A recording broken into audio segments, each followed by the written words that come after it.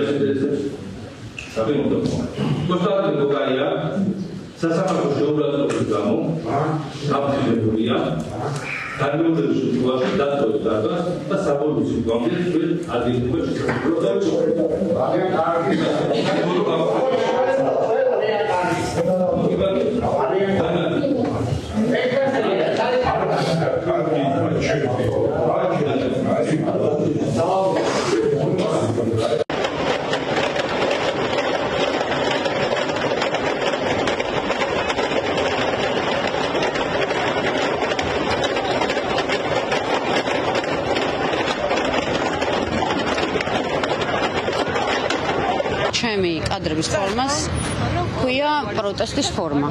ეს არ არის არც ძალადობა, არც მოწოდება, არც ჯგუფური რაღაც შეთანხმება, ამას ქვია უბრალოდ პროტესტი. გამოხატვის ფორმა არის უბრალოდ ვიღაცა თუ შეიძლება რაღაცას ვთქვათ, ეკაჩება ღობეს, მე შეიძლება ვეკაჩები ნაგვის ყურს. არავის არ აზიანებ ამით და არანაირ შეურაცხყოფას არ აყენებს სხვა ადამიანებს. დიახ, მე შიგნით არ შევსუარ და აქ არც ერთი ადამიანი, ვინც კი იდგა არც ერთი ადამიანი, მართლა ის ხო აბსურდი. შიგნით არ არის შესული. მე ამ კონკრეტულ ადამიანებზე ვლაპარაკობ. ერთი ადამიანი ისვრის გვირილას და ამ გვირილის გამო არის დაჭერილი. კიდევ ერთი ვიდეო მტკიცებულება, რომელიც დღევანდელ სხდომაზე გამოიკვლიეს, იყო ბრალდებული დავით ღურსკაიას ამსახველი ქმედება. ამ ვიდეო კადრებში დღევანდელ სხდომაზე დამსწრეებმაც, ბრალდებულებმაც და მოსამართლემაც კარგად დაინახეს, რომ ჩანს როგორ ისვრის დავით ღურსკაია ერთ ცალ ყვავილს სპეცრაზმელების მიმართულებით. დავით ღურსკაიას რეპლიკაც მოჰყვა ამ ვიდეო კადრის ჩვენებას. მან სხდომათა დარბაზში განაცხადა, რომ გვირილის სროლის გამო არის დაკავებული და სწორედ ამიტომ აქვს მას პატიმრობა შეფარდებული. მომდევნო პერიოდში მოსამართლის რეპლიკაც ასეთი იყო. დავით ღურსკაიას ვინაობის დადგენისას მან კიდევ ერთხელ გაიმეორა პროკურატურის მიერ წარდგენილ კადრებზე, რომ დავით ღურსკაია სპეცრაზმელების მიმართულებით მხოლოდ ყვავილს ისროდა. ბრალდებულმა წერილიც გამოაქვეყნა საპატიმროდან, რომელიც შეგვიძლია ახლა მოვისმინოთ. გამარჯობა ჩემო საქართველო და ქართველებო. უკვე ჩაიარა ახალმა წელმა. ჩემს ოჯახში კი არ ყოფილა ახალი წელი. ჩემს შვილებს ნაძვის ხეც კი არ ჰქონიათ. როცა პატივცემული სასამართლო კორუფციის ბრალდებით დაკავებულ ქართული ოცნების წევრებს საახალწლოდ საჩუქარს უკეთებს და ერთმანეთის მიყოლებით უშვებს სახლში, ჩვენ პროკურორი გვეუბნება, რომ თუ აღიარებთ, შესაძლოა საპროცესოზე დავფიქრდეთო. რა ვაღიარო? სპეცრაზმელზე ყვავილის სროლა? მშვიდობის ნიშნად. ახლა კი უკვე 3 თვეა, რაც უკანონოდ ციხეში ვართ. სამშობლოს სიყვარულისთვის, რადგან ბატონ კობახიძეს ეშინია ჩვენი. დიახ, ასეთია ჩვენი დღევანდელი ყოფა. ჩვენ ციხეში, ჩვენი ოჯახები გაუბედურებულები. სამშობლო კი ერთიანობის მოლოდინში. მომავალ წელს იმედია ყველა ერთად ყვავილებით ხელში, სოხუმში შევხვდებით ახალ წელს. დიდება უფალს, დიდება საქართველოს, დიდება მერაბ კოსტავას და ზვიად გამსახურდიას სულებს. ამ ნახეთ ის ორი კადრი, რომელიც ერთში დათვალა, რომ მე ვისროლე ყვავილიო და იგივე ფორმით ჩაცმული ადამიანი არისო სასახლის ეზოში და გადმოდის უკან. და ამორგიზებულებას ერთმანეთს ასე ვთქვათ, ამორგიზებულებით ადგენს, რომ დათო ღურსკაია იყო პრეზიდენტის სასახლის ეზოში. პროკურატურას ბრალდებაში პირდაპირ უწერია ბრალდებულების წინააღმდეგ, რომ ისინი ეწეოდნენ აქტიურ ძალადობრივ მოქმედებებს, თუმცა დღეს პროკურატურის წარმომადგენლებმა პასუხები ვერ გასცეს ადვოკატების შეკითხვებს, თუ რომელი ქმედება აღიქმება როგორც ჯგუფური ძალადობა ან ჯგუფურად ძალადობრივი მოქმედება. არადა პროკურატურამ უნდა დაასაბუთოს სამართლებრივად და დაამტკიცოს მტკიცებულებები თითოეული სიტყვა, რომელიც ბრალის დადგენილებაში წერია ადვოკატების შეფასებით დღევანდელ სხდომაზე. ნაცვლად დადასტურდა და გამოჩნდა, რომ პროკურატურას მტკიცებულებები ინდივიდუალურად ბრალდებულების წინააღმდეგ არ აქვთ. 4 ოქტომბრის საქმეზე 15 პირიანი ჯგუფის საქმის განხილვა დღეს დამთავრებულია. შემდეგი სხდომა 16 იანვარს არის ჩანიშნული და ამ დღესაც კვლავ ბრალდების მხარის მტკიცებულებებს გამოიკვლევენ.